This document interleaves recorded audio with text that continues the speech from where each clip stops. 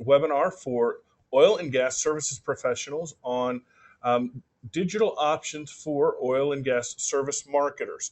Uh, my name is Tony Wright, and I will be going through some tactics that we've used quite successfully for several of our oil and gas clients. I am the CEO of WrightIMC, a Plano, Texas-based interactive marketing firm with a specialty practice in oil and gas marketing. Uh, Today, we're going to cover a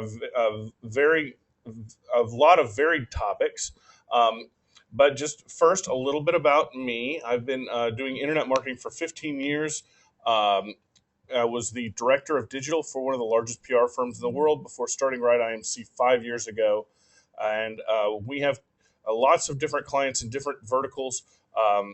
But we've recently created this specialty practice for oil and gas marketers like yourself to market to the industry with their services, utilizing the tactics that have been tried and true for a lot of different types of verticals. Um, but enough about me. Let's go ahead and get started to what you're wanting to hear. So,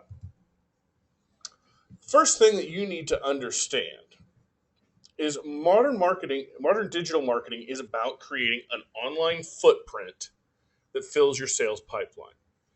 What does that mean, an online footprint? Well, if you just have a website, basically you have a sales brochure. You don't have anything supporting that. You don't have anything that's coming to that. You need to create a larger footprint on the web in order to get to where your customers actually are and then drive them back to the place you want them to be to take action. And we'll talk more about that in just a minute. But first, I wanted to go over a few statistics that you may or may not be aware of as an oil and gas marketer. The first thing is 46% of industrial professionals spend 6 or more hours a week online for work-related purposes.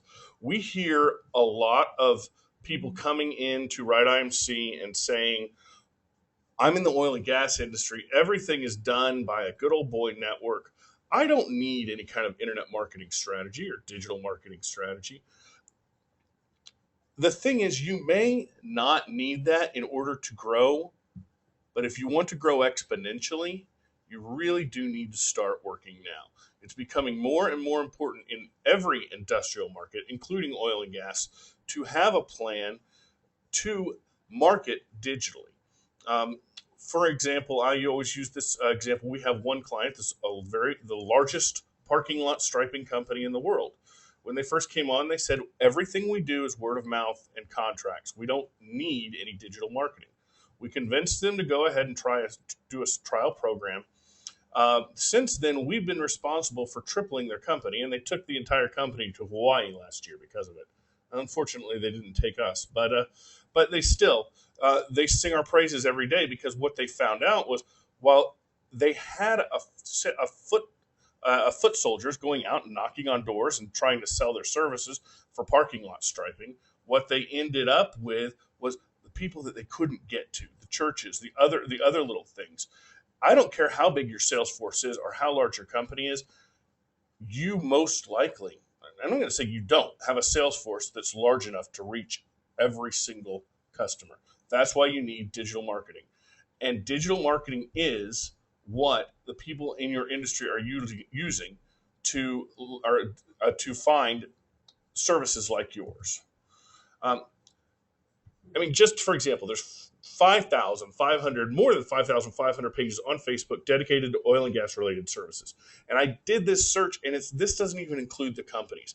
These are topics that people might be looking at. For instance, topics on fracking, topics on different shale plays, lots of different topics that are being discussed by your customers and your competitors. And LinkedIn groups are available for almost any vertical within the oil and gas industry. I don't care if you sell pipe, if you sell equipment, if you sell trailers, you sell safety videos. There is a group on LinkedIn that is discussing your services or that you should be involved in to discuss your services with both potential customers and influencers. And there's going to be your competitors there as well. So you pretty much need to make a showing. But a lot of folks in the oil and gas industry come to me and say, well, we're just interested in what our investors think. Well, guess what? Your investors are very interested in your digital marketing strategy. Let's take a look at this chart real quick. I'm not sure if you can see it real well. I will be sending out copies of this presentation, and the webcast link will be available after we're done, so you can take a look at this as you want. But what this is this is a correlation of the number of Twitter mentions to stock prices for specific companies in the industrial field. You can see in 2011, there wasn't that much of a correlation. However, we get to June of 2012 when this study was finally finished, and you'll see that there is a huge correlation between the number of Twitter mentions, and this isn't just you mentioning yourself, this is other people mentioning you, the number of Twitter mentions and the stock price. This is not causation. I'm not going to say that Twitter mentions cause your stock price to go up. That's not true. But there is a correlation between how much people are talking about you out in the social media world to what your stock price ends up being.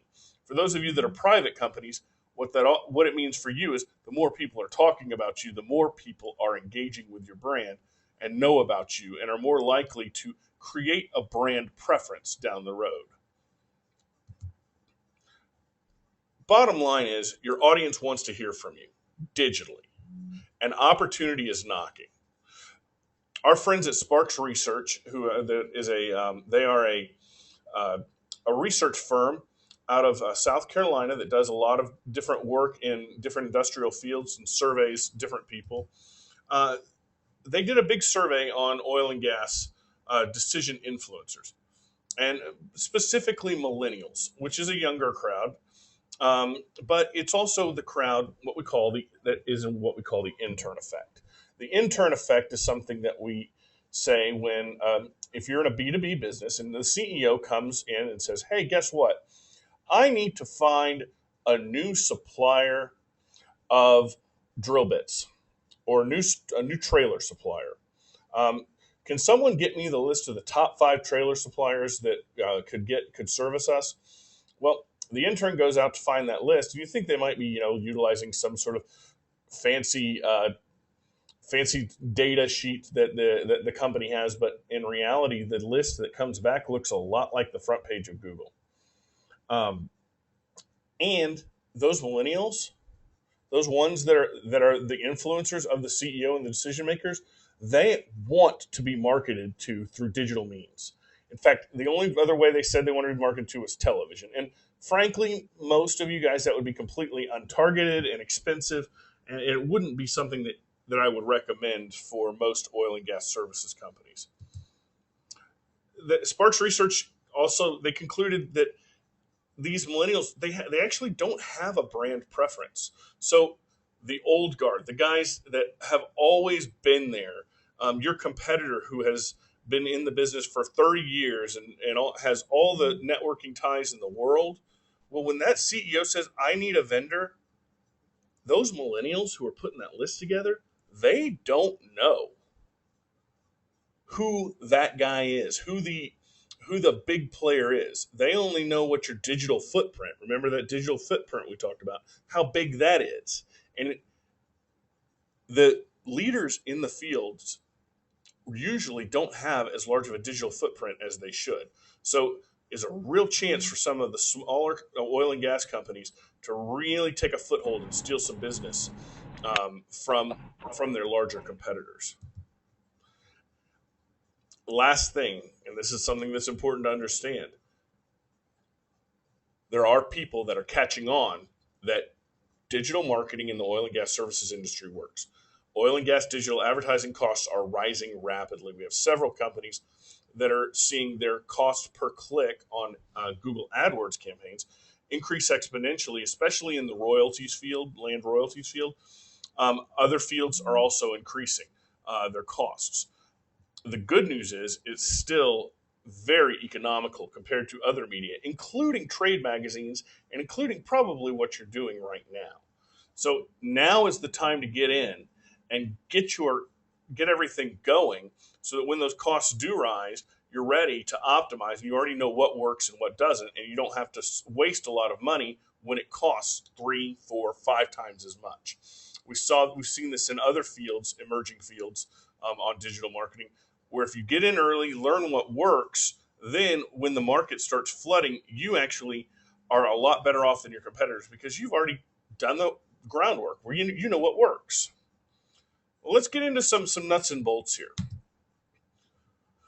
First off, I'm going to say this is a caveat, and we do plan to do a digital brand differentiation webinar for the oil and gas services industry. We'll be announcing the date on that before the end of the year, so it will be coming up soon. But I've got to ask you a question before we start getting into this. What is your differentiator? None of the stuff that I'm talking about today is going to work at all if you aren't positioned correctly. You have to have something to hang your hat on, or none of this stuff is going to work. You've got to be differentiated from your competitors in some way.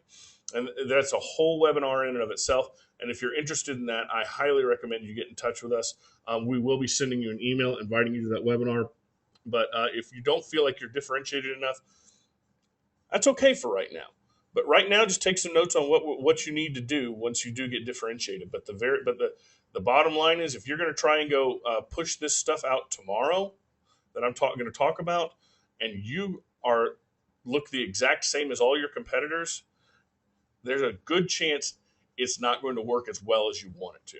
I'm going to say it's not going to work because it can, but it won't work as well as you want it to. So when you're thinking about starting a digital campaign, the first thing that you have to do is set up what your goals are.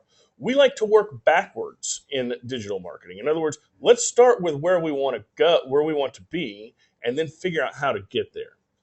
And there are two types of campaigns that we normally run into in oil and gas services.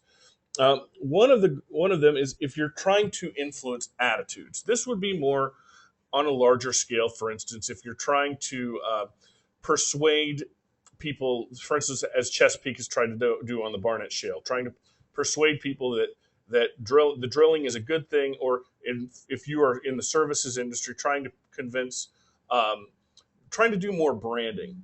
You're trying to change the perception of the industry, create brand or category awareness. Say if you've got a really cool new technology that the oil field needs to know about, this is when you would do an attitude campaign. You want to influence consumer perception and preference. You want to get them to prefer your brand over someone else. Think of this more as like when you go to the grocery store. Do you prefer to buy the store brand, or you prefer to buy Kraft? This is more of what we call an attitudes type of campaign. You're trying to establish brand authority and brand preference. The second type of campaign, which is actually probably what most of you are more here to hear about, is an action campaign. This also could be called a direct campaign. We're trying to obtain leads that are qualified leads and that close quickly, relatively quickly, for whatever you sell, whatever your sales cycle is. You're trying to target business customers. You want to create relationships with these customers. You want potential customers to get in touch with you. You want to create advocates, people who like your products and are going to talk about them and spread the word about how good your products and services are. And as everyone is always looking for, how do we increase the short-term sales? How do I sell something tomorrow? If you're going to do that, you need to do an action-oriented campaign or direct campaign. I'm going to talk a little bit about both, but let's talk about the attitude campaign. What are the tactics that you would use, that we would typically use in an attitude campaign? The first one, and you're going to see that some of these are the same in both campaigns, but the first one is content marketing. Content marketing is a fancy, new, shiny word. We'll talk about a lot about it here in a minute. That just means writing really great content and syndicating it or distributing it out to where both your influencers and your customers are, and making sure that it shows up there. That's all content marketing is. You hear a lot of people talking, there's entire conferences dedicated to it. But essentially, the essence is writing great stuff and getting it out there. The second one is influencer outreach. Do you know who your influencers are? Do you know who the people who are influencing the decision makers are? We need to find them and talk to them about what you want the attitude to be, what you want the change of perception to be, and get them on your side and get them to work with you. There's a ton of tools that we use to identify who these influencers are, and that's half the battle, is identifying who they are. Excuse me. Social media marketing, both earned and paid. What social media, when people think of social media, they think of Facebook and Twitter maybe. There's a lot more to it than that. Basically, what we want to do is we want to take your social media and combine it with that content marketing, so we're driving people back to your website where you can actually change the perception and track what's going on. Earned media is essentially, we'll talk a lot more about that in a minute, but that's, some people call it free media. There's nothing is free. There's nothing in this world that's free. You're either going to put money or time into it. But earned media is like a story in the newspaper or something that doesn't have a hard cost. Paid media is, of course, advertising. White paper distribution. If you're not writing white papers about your products and services, you are doing yourself a huge disservice. You need to either write them yourself or have somebody write them for you and push those things out there. Now, this is actually a subset of content marketing, but there are a lot of things that you can do with white papers that, for instance, you can have people download them and get their email addresses so you can reach out to them later. You can also do pieces that are targeted to specific, if you're doing some sort of lobbying campaign, you can target the specific white paper about why your viewpoint is better to those specific politicians or authorities that you need to. Online public relations. It goes back into what I was just saying. How are you reaching out to people? How are you getting we call it, right now in my world, I used to be in public relations, traditional public relations, and now we're in digital. It's just changed from how do you get the ink to how do you get the link. We want that link back to your website. We want people to write about you and talk about you, especially when we're trying to change perceptions. The last one is banners and retargeting. This is a more specific type of ad buy where you are putting up banner advertising on the places where your influencers and consumers are going. Once they've seen it, you don't want them to just see them once. Advertising is still, if you remember this from Marketing 101, if you ever took a Marketing 101 class, or a lot of you are marketers, it's reach times frequency. In other words, how many people can I reach and how often can I serve that ad? Well, banners can get you that reach across all sorts of different types of media, whether that be a trade website, even sometimes sports websites, as long as we understand who our audience is. Retargeting pushes that advertisement back to someone who has already seen your advertisement. And it's a newer technology, but it really works to get that frequency that we've been missing sometimes in digital marketing. So now, real quick, we talked about the attitudinal campaigns and what needs to go in there, but the action campaigns, or the direct campaigns, as some people like to call them. You'll notice some of these tactics are similar, but one of the first ones is paid search engine marketing. Google AdWords. And you want to know what? Bing works really well. And Bing and Yahoo actually run on the same platform. You pay per click. You put an ad out there, and someone searches for a specific keyword. Say you sell safety videos. You put safety videos, OSHA certified safety videos as your keyword. Someone types that into Google, an ad comes up, they click it, they go to your landing page. Bing is the same way. There's a lot of other options that you can get into. And if you're interested, if you're running any campaigns, we would love to look at them and just give you a free consultation on those. As you'll see afterwards, we're going to be offering free consultations. But it's probably the number one thing that I would do and one of the things this does is gets you the short-term sales. And that's what you really want, to show those quick wins in order to keep your campaign going. The second is natural search engine optimization. The difference here is natural search engine optimization is done by giving Google what they want through their algorithm, as opposed to paying per click.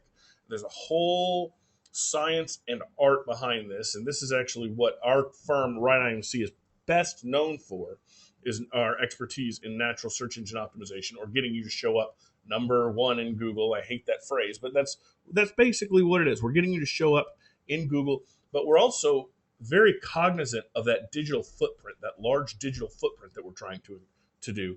And you can do that through search engines and what we call the search engine results pages, or stands for SERP. We're trying to get as much of your content and your brand in the SERP as possible. And SERP, if you don't understand what that means, is that's when you type something into Google, the page that you get is a SERP, or search engine results page. Marketing automation platforms. There's been a lot of talk about these lately. These things are really, you may have heard of Eloqua or Marketo or Pardot, even HubSpot. We actually use one called Acton. Basically, what these things are is you get a lead, it goes into this marketing automation platform where you set up rules for how these people are going to be contacted, and you can also track things. You can do all sorts of things. Especially if you have a large list of people, they are absolutely necessary for managing your leads. Drip marketing techniques. That list, your online list that you get, and that's the only thing that works better than natural search engine optimization as far as for a return. If you've already created a relationship with someone and you have that trust, you need to keep in front of them.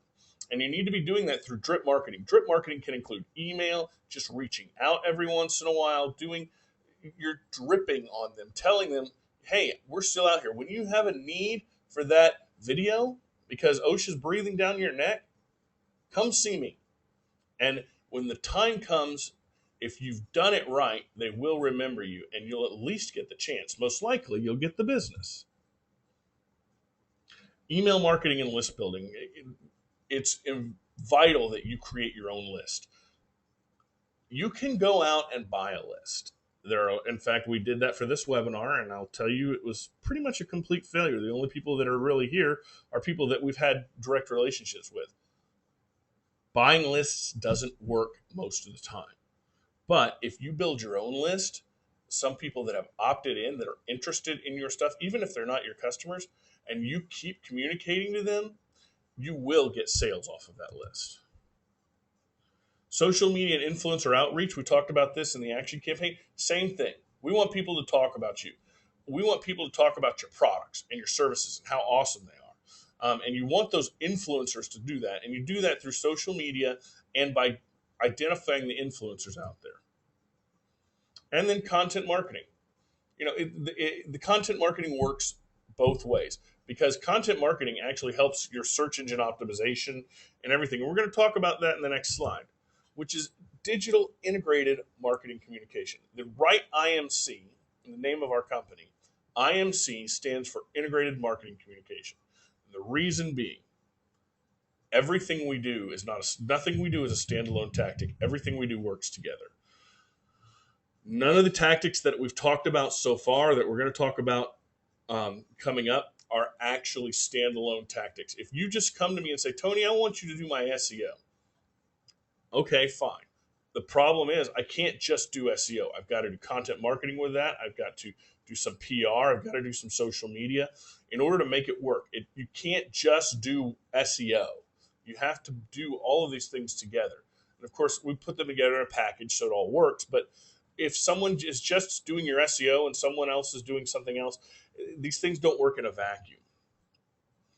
But it is important when you're doing these integrated programs, because you're spending money on this stuff. Whether it's earned media, which is, some people, they call it free, you have to measure your success, and you have to set that measurement out before the campaign ever starts. We like to work in campaigns here, and we'll talk about that when we get down to the last T in our acronym. We use what we call the trust criteria for looking at what the goals of the campaign is. What is the measurement, the goals and the measurement for success? What are those criteria? The first criteria is that it's trackable. You have to do your goal or the success. It has to be trackable. We have clients that maybe you're in this boat where your sale happens somewhere else and you can't track it, or you don't have a Salesforce type customer relationship management program up there, so you don't know exactly when the sale comes in. First of all, I would encourage you to get something where you can track where the lead comes from down to the sale, but you need to create your measurement for success in your digital marketing has to be able to be tracked. And through the wonder of analytics, Google Analytics is free, by the way, and or other analytics programs if you have a preference. We can track a lot of things. We can track most things and set it up to be trackable. The second thing is your goals need to be realistic. If you come to me and say, okay, I need 10,000 customers by next week, and you've got a product that isn't differentiated and you've never had 10,000 customers before, I'm going to tell you it can't be done. We need to make realistic goals, especially at first, and then build upon those. What is the minimum level of success? Let's start with a minimum goal plus a stretch goal, and then each campaign you get better and better and better, and you move on forward. So it has to be a realistic goal. It has to be a useful goal. For years, people tracked, hey, I had hits. How many hits did you have on your website? Well, if you're not familiar with analytics, what a hit is anytime something's downloaded. So if you have 20 pictures on your homepage, each time that picture is downloaded, that counts as a hit. So for one person going to your website, that's 20 hits. Well, you think you've got that inflates what you think you have. That's not a useful number. In fact, you may hear bandied about lots of things about big data. A lot of the stuff that's out there, there is some really great stuff, but there's also a lot of useless information that it's just going to give you analysis paralysis. You have to have useful metrics for what you're trying to do. Third, and it's kind of ironic we talk about how we do campaigns, but we want your goal to be sustainable. Is this something that is going to be a goal that you're going to be able to have over time? That doesn't necessarily mean that every campaign has to have the same goal. In fact, most of them don't. But is it sustainable at least over the campaign? For instance, if you're having a special and you have a PPC campaign that's going to last longer than the special is, and your goal is to get more people to sign up for the special, well, that might not be a measurement for success of that PPC campaign. You might want to create a separate campaign where you're measuring that success out. So it has to, but you want to be able to sustain the success that you get in a digital marketing campaign. And the last item is time constraint. Campaigns don't last forever. You need to have a beginning and an end where you're going to evaluate what that is. You may just start the campaign right over again, but you've got to have some sort of beginning and end so that you can measure success, take a breath, figure out what worked, and figure out what didn't work. And there are some campaigns where we'll run them on the fly and optimize them on the fly, but I found we get a lot more success if we have specific dates that we know a campaign or a flight is going to run. So next, let's talk about earned media with paid ad amplification. Sounds kind of fancy, sounds like a bunch of things, but really all we're talking about here is inbound marketing, which you may have heard the term be bandied about. Inbound marketing, all it is the art and science of attracting customers to your sites through basically earned media, search engines, social media, list marketing, other non-push. When I say non-push, that means you're not actually going out and pushing yourself on someone. They're finding you. These methods have no hard costs, so they're earned media. That is what inbound marketing is. What we have found is that if we amplify our earned media, our inbound marketing efforts, those things that we were just talking about, with paid advertising strategies, those may be paid search strategies, the retargeting and banners that we talked about earlier, other types of media buys, even print and television, augmenting what we're doing in our content, we can increase your brand authority. We can increase your direct response rates. We can decrease your cost per acquisition and do all of this astronomically. And I can't tell you how much of a differentiator this is if you can get a strategy that uses earned media and paid ads. So, anyways, I'll let you look at that last slide there for just a second because I forgot to put the animation. Sorry. But next, we're going to talk about, get a little bit more into the nuts and bolts. We kind of hit the big picture here a little bit, talked about some things. Let's talk about search engine optimization, or SEO as we like to call it.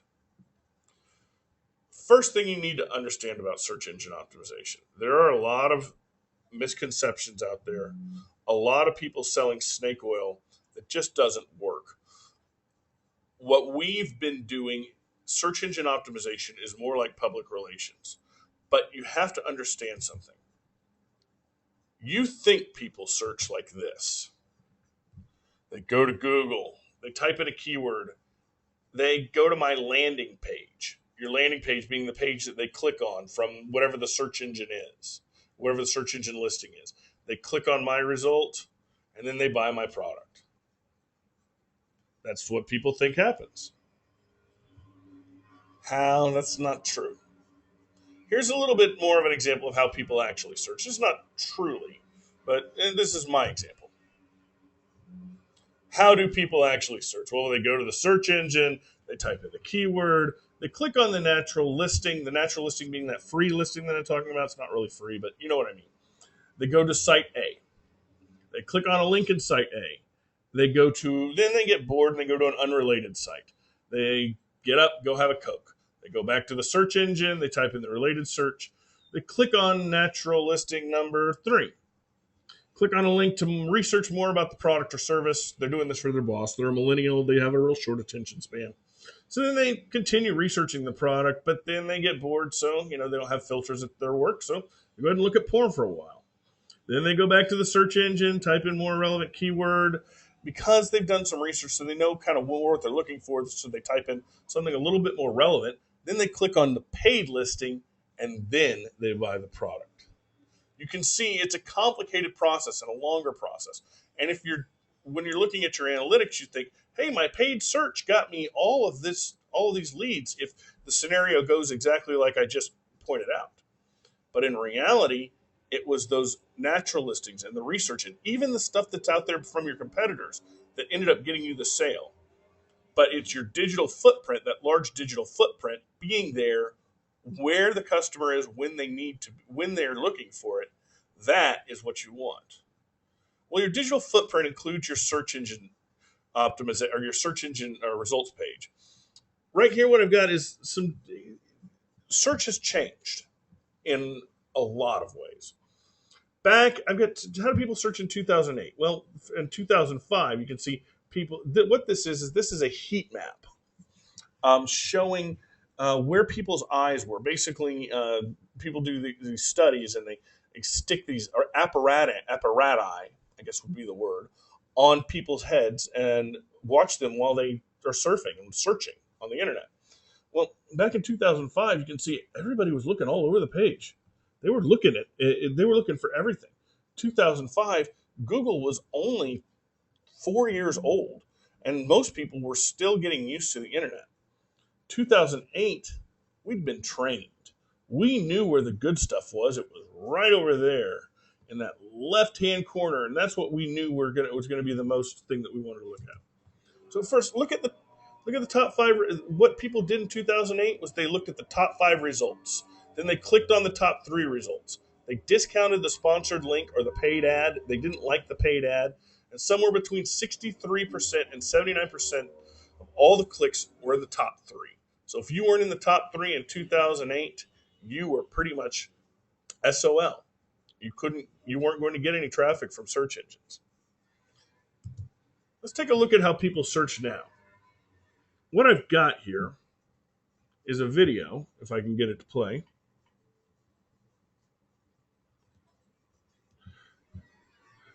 Of a live heat map. I want you to notice what's going on here. First off, at first people are searching right there. They're looking at those top 3 results like we saw in 2008. But you notice we've got some activity going over here on this other side with these paid ads.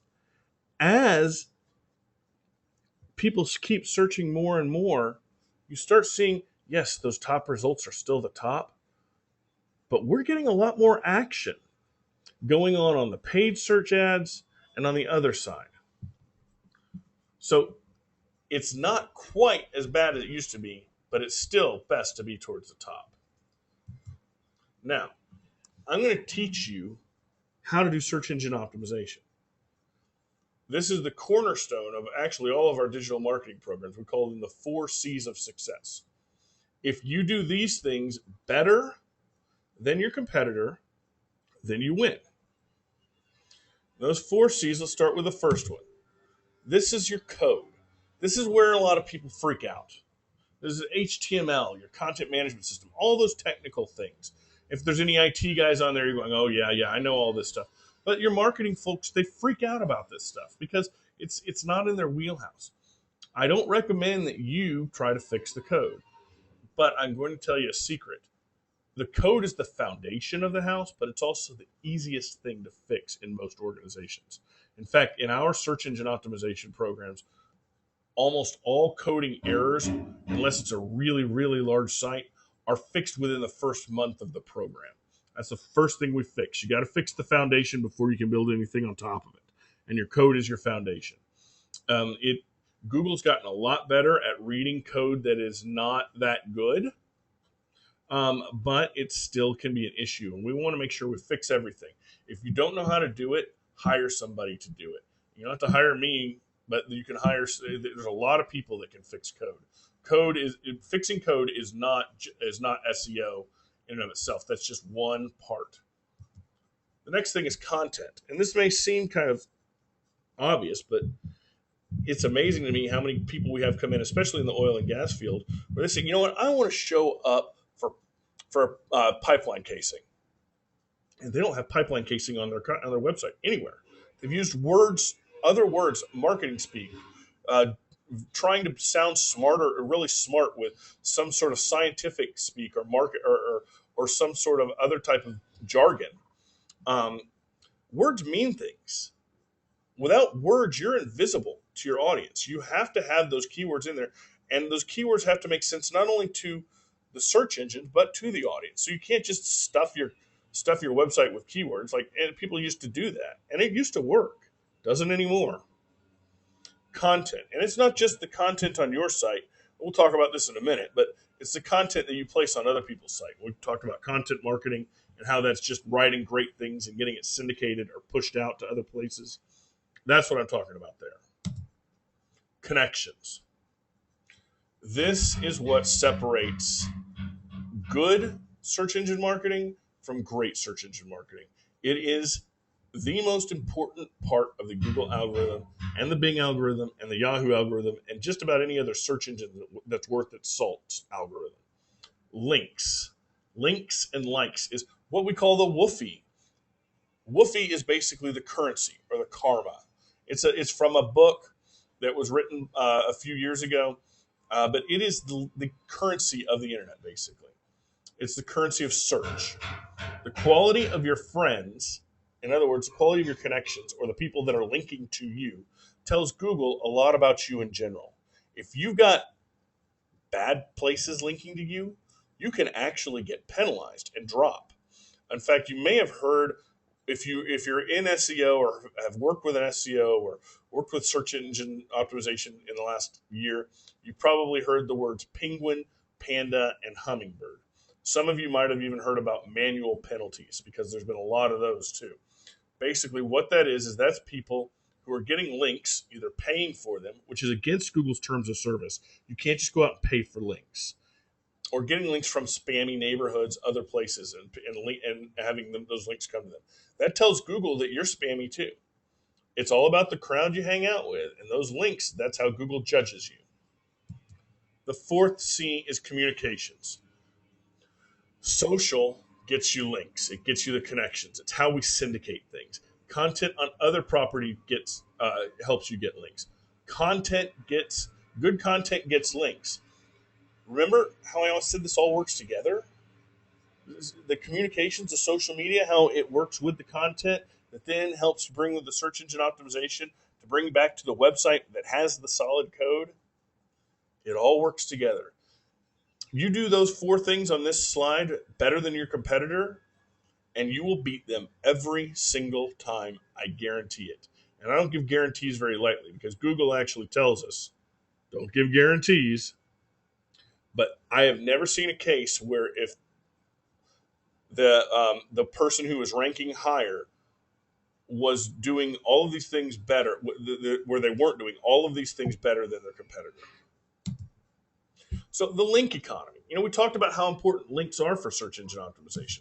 Well, link building is actually a $1 billion industry.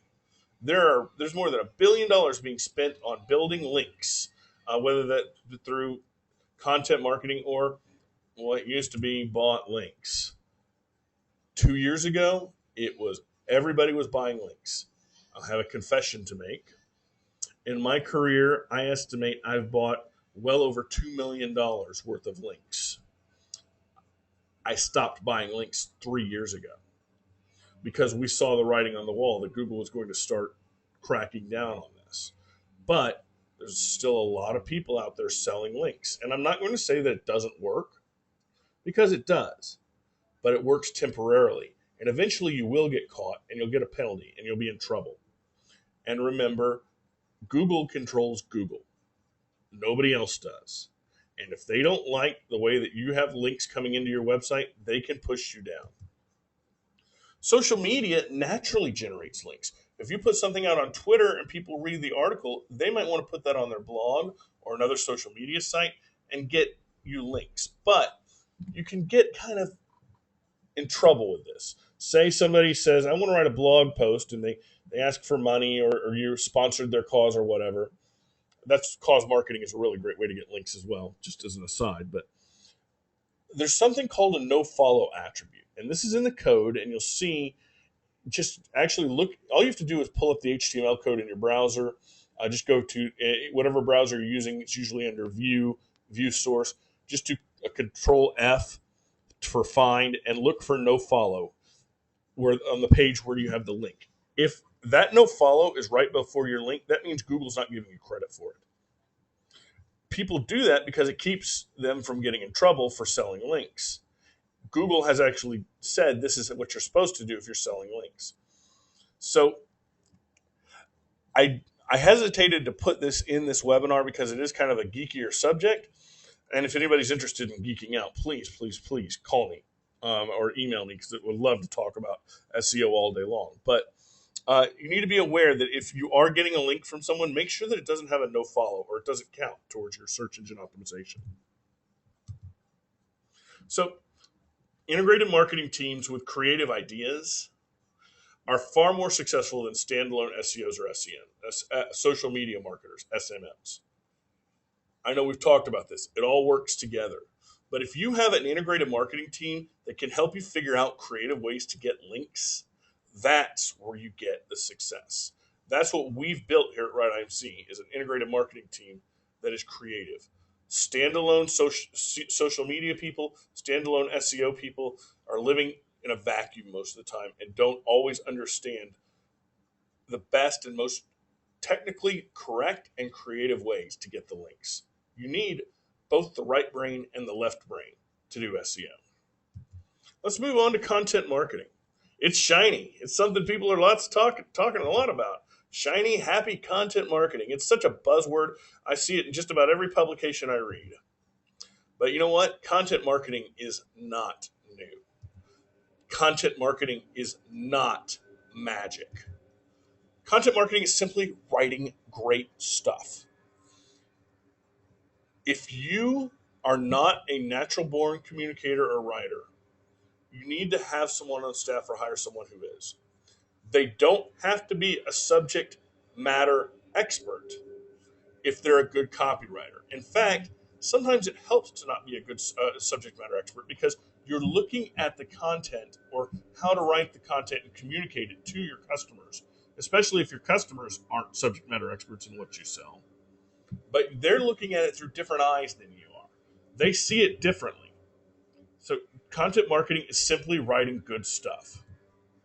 Content marketing is also publishing, syndicating, marketing, influencing, and providing information. It's getting that information out there.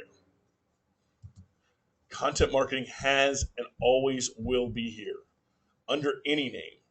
It may change down the road. There's a lot of people, there's already some backlash coming because there's a lot of bad content coming out under the auspices of content marketing. But content marketing has and always will be here, and it's something that you should be doing. But before you do your content marketing, you've really got to know your audience. How do you write to your audience if you don't know who they are? So we suggest creating personas. You do this through doing consumer research. Who are your customers? You may already have a lot of this stuff. If you don't, it's not that hard to do. In fact, before this, I was going to put some stats in this webinar, but before this webinar, I actually did a Google consumer survey to find out how important oil and gas services marketing professionals thought that their internet marketing was going to be for them in the next year. The results were actually pretty split. And we'll be releasing those in a white paper down the road. I don't want to spoil the surprise. But I did that in 3 days through Google consumer surveys. You can get data very, very quickly.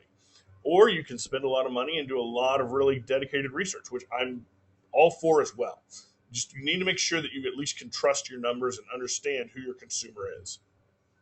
You can look at your Google Analytics, your analytics on your site. Where are people coming from? What are they looking for?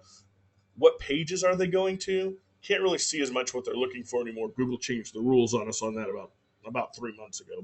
But still, you can still gain a lot from analytics. Looking at what people are coming in, what times they're coming in, where they're coming from. Big data. I mentioned that there's a lot of bad stuff in big data, a lot of useless information. There's a ton of great stuff too.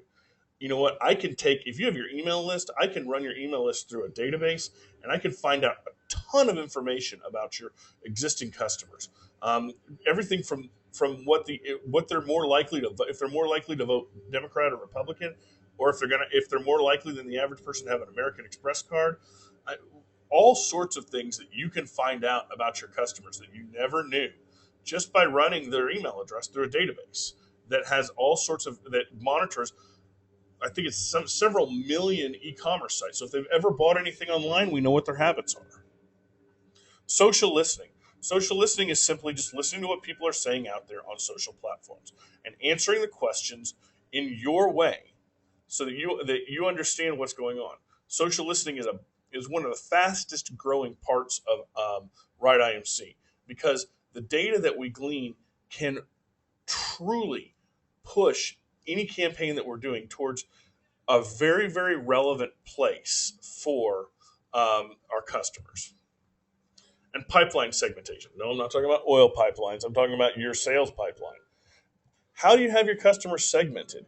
If you have 10,000 people that are in your customer database, do you have them separated by these are the ones that are in geographic areas? Do you have them separated by their interests, by the products, by the salesperson?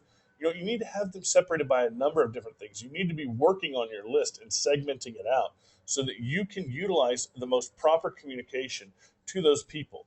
You don't have to have a million. You don't have to have Well, I've worked when I used to work with American Airlines. I used to have 100 different emails for different levels of Advantage customers. You don't need 100 different messages. You can usually get by with 3 to 5, but you do have to tier people and segment out your own lists.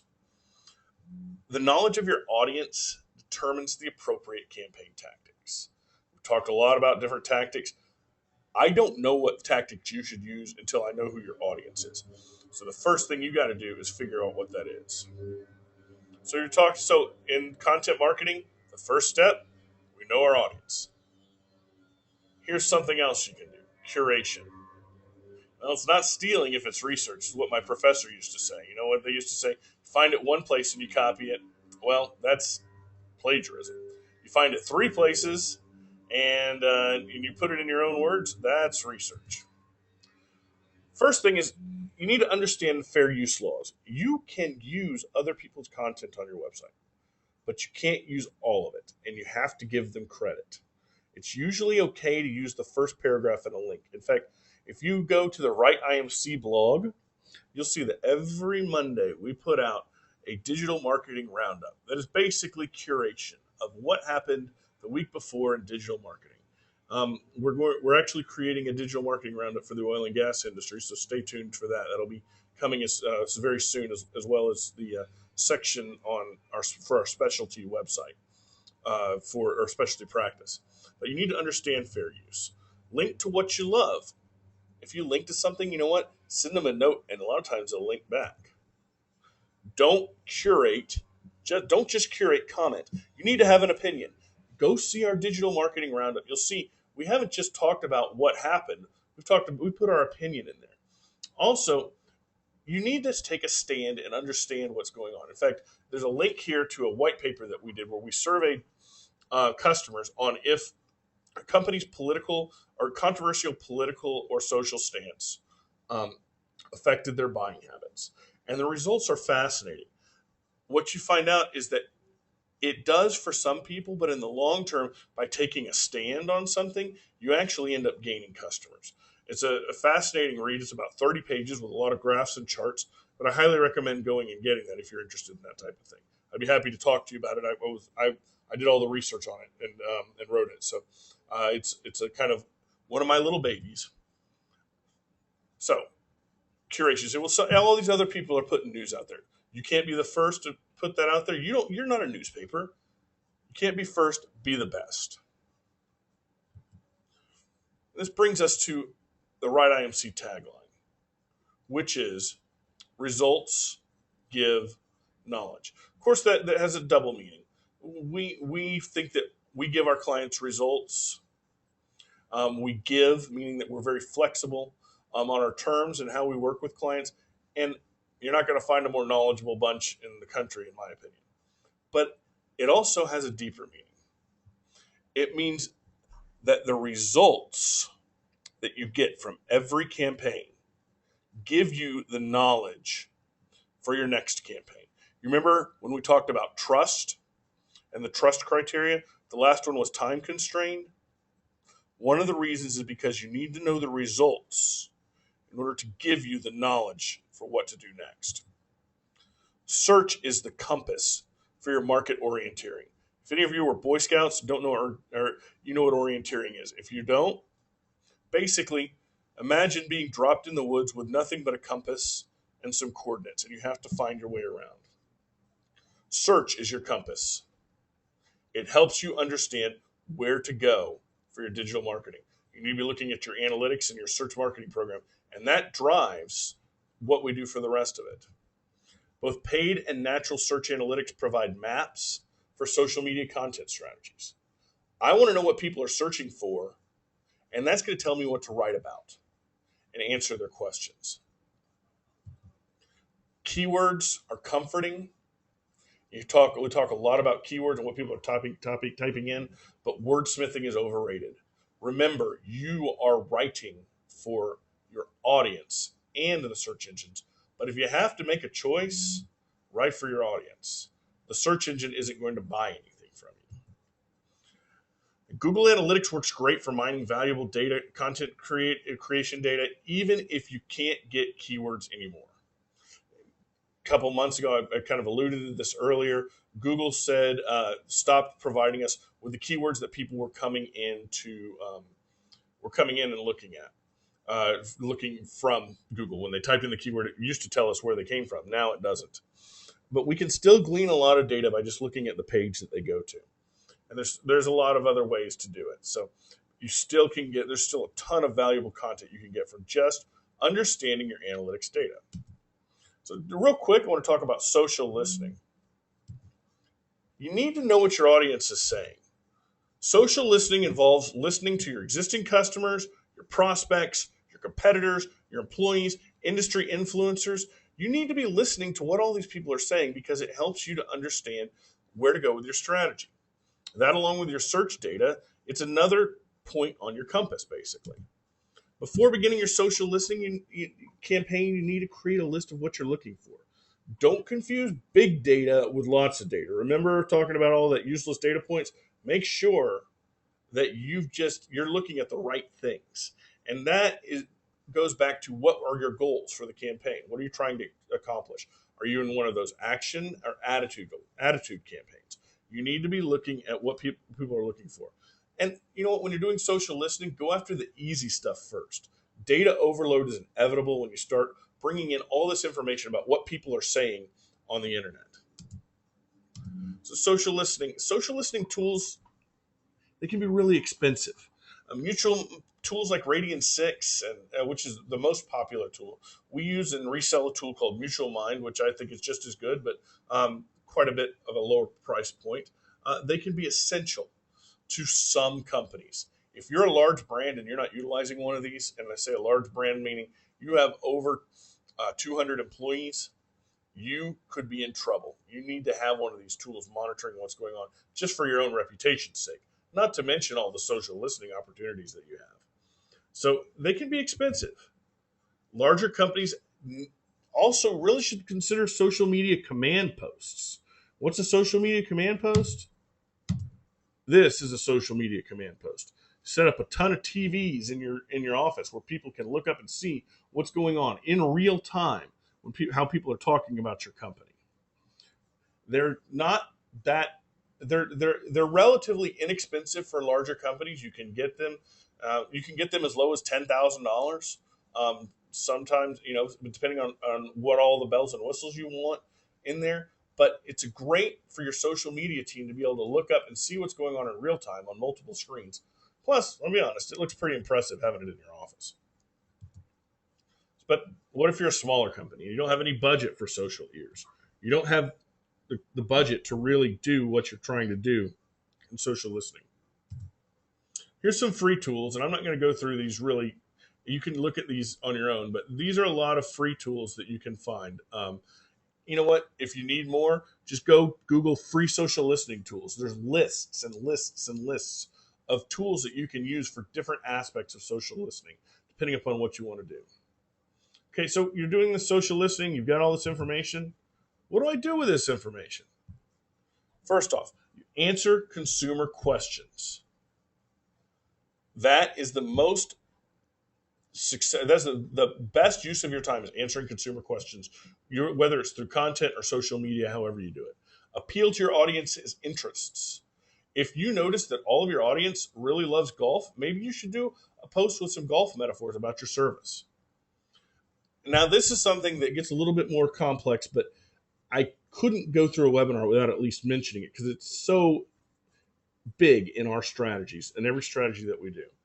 And that's utilizing the 6 weapons of mass influence. These were coined by Dr. Cialdini of Arizona, Dr. Daniel Cialdini, and they are. And in fact, every piece of content that we write, we want to at least be utilizing one of these items that he's identified as being something that influences people. One is reciprocity. In other words, if I do something good for you, you're going to feel like you owe me something. Commitment and consistency. If you feel like that we do a good job you will stay with us forever. If your customers feel like you're doing a good job and that you've done a good job and you're consistent in what you've been doing, that's why brand consistency is also extremely important. Then you will be able to influence them. Social proof. Who else is using your services? You'll notice that we don't have our clients on our website. We're about to change that because we believe that social proof is extremely important. You need to know who we're working with, the big companies, and we've always tried to keep that a little bit more secretive. But in reality, you need to know the examples of the types of companies that we work with, and your customers do as well. The biggest one, authority. If you can manage to become the authority in your space, then you will be able to influence people to utilize your product or service. And if people like you, then they're going to be influenced by you. So have a personality. Go back and look at that brand stand white paper that I mentioned earlier. We really recommend you have a voice and a personality. And the last one is scarcity. Scarcity, if there's not much of something, that's going to influence people to make a decision right then. Lastly, drive your audience to where you want them to go, and then define the action you want them to do. We've been talking a lot about this, but you want them usually to go to your website. That's where you want the action to take place. And you want to define what that action is. It goes back to the trust criteria and setting what your actions are for success. Drive your audience to where you want them to be and define the action that you want them to do. Extremely important. Now, in closing, I'm just going to give you some random tips for digital marketing. This is free stuff. Obviously, we'd love to talk to you about your stuff, but here's just some random things. And the first one is Google Analytics. If you don't use it, use it, worship it. If you have another analytics program and you have someone who's qualified to run it, that's great. If you are a large company, if you're ExxonMobil, you're probably not using Google Analytics, and there are reasons for that. There are alternatives. For instance, Omniture, Web Trends, a bunch of other ones out there that you can use. But Google Analytics is the standard, and it's free. There's no reason not to be using it and learning it and taking that data. A lot of the stuff we've been talking about today, you need data for that to happen. When you're writing your headlines and content marketing, split them up. People always ask me, well, this is kind of confusing to some people. Social on one side and SEO on the other. What I'm talking about is social, meaning grab them with your headline. What is interesting to your customer, but make sure you have the keywords in there as well that the customer is going to be looking for, because the headline is extremely important to the search engine. So when you're writing them, have something that's going to grab the audience's attention, but also something that works for the search engine. Bullet points. If you can do bullet points in your copy, it breaks up the text graphically and is a great place to introduce keywords into your copy. Just a random tip. I couldn't really figure out where else to put that in here in the presentation. So over optimization is real.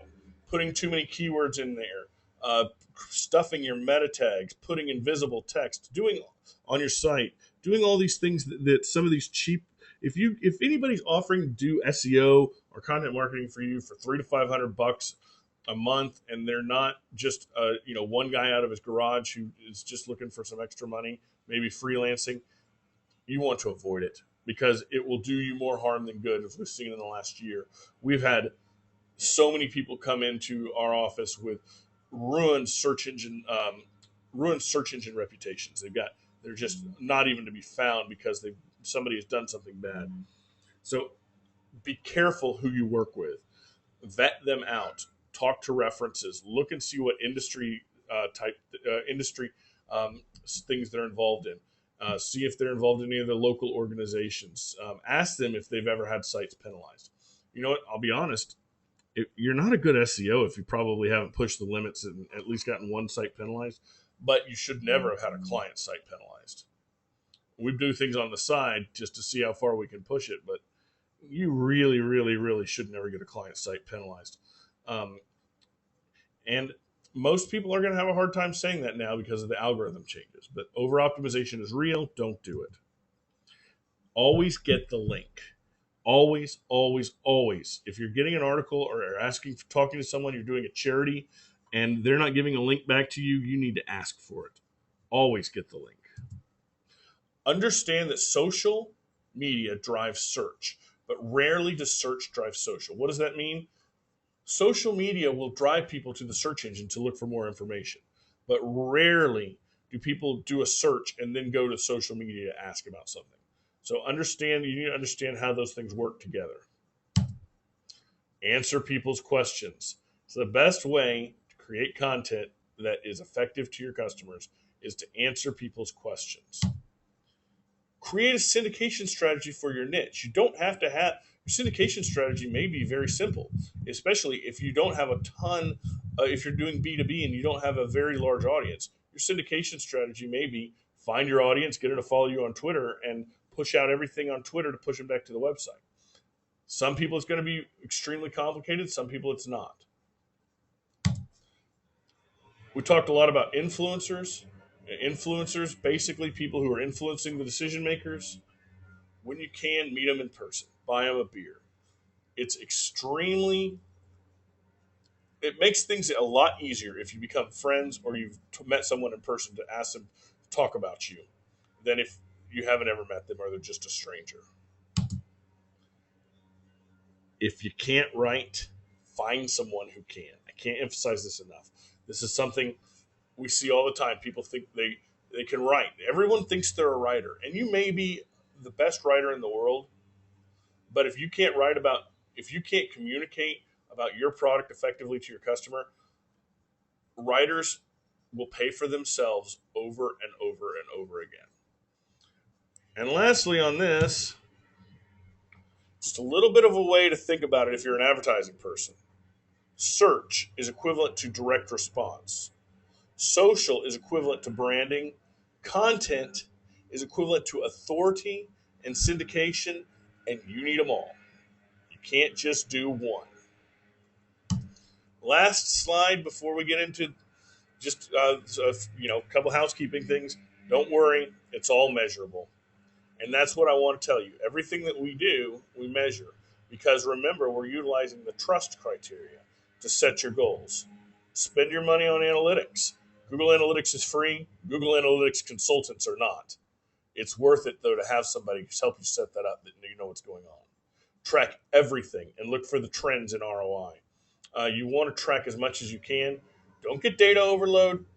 Don't focus on useless things, but track it and at least have it. Don't be afraid to test and learn. Remember, results give knowledge. The results that you have give you the knowledge on what's going to go for what you need to do going forward. Not every campaign is going to be a home run. In fact, we try for singles most of the time. If we hit a single every time, guess what? We're still batting 1,000. Set your key performance indicators, set those things, and track them. If you can't, find someone who can. You've got to have goals or you're in trouble. So, lastly, wouldn't be a webinar without a little bit of a sales pitch, but it's not much. Just how can we help you? As you probably saw in your invitation, everyone who's attended this webinar is entitled to a free consultation with me or one of my staff. We'd love to talk to you for a little bit about what you're doing. No obligation. In fact, we're interested in your business most of the time, whether you become a client or not. We'd love to help you, and we'll be sending out an email inviting you to your free consultation. In the meantime, feel free to follow me on Twitter. It's Tony N. Wright. There's an N, stands for Nathan. Somebody else had Tony Wright. Yeah, I know. We go back and forth all the time, but I'm Tony N. Wright. Tony Nathan Wright. Tony N. Wright. You can email me, call us. That's our main number. Someone will definitely be able to help you. Or visit our company website and read our blog. Download that white paper. See what's going on at WrightIMC. Lastly, that's me. I thank you so much for your time. I appreciate you attending this webinar, and I hope that you enjoyed it and that you attend the next one. Thanks, and that's the end of the show.